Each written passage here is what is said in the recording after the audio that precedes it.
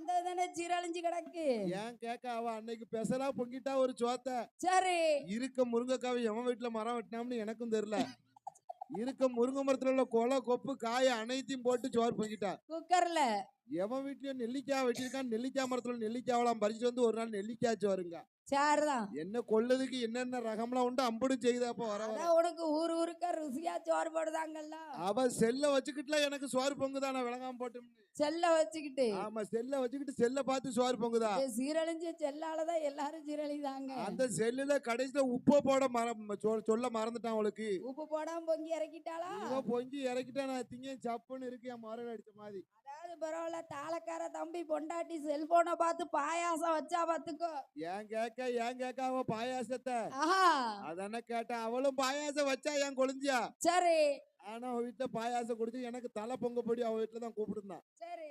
நானும் போயிருந்தேன் விருந்துக்கு அவன் வீட்டுக்கு. ஆ. என் கொழுந்தியா பாயாசம் வைக்கா. ஆ.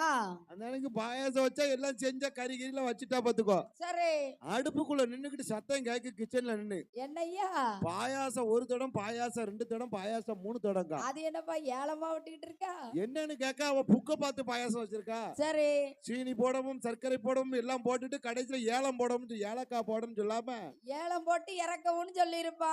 ஏலம் போட்டு இறக்குங்கன்னா இவளும் பாயாசம் ஒரு தடம், பாயாசம் 2 தடம், பாயாசம் 3 தடம்ட்டா. ஏலத்தை ஏலம் போட்டுட்டா. இவ புக்க பார்த்து சமையல் பண்ணுனா எப்படி இருக்கும்? இப்படித்தான் இருக்கும்.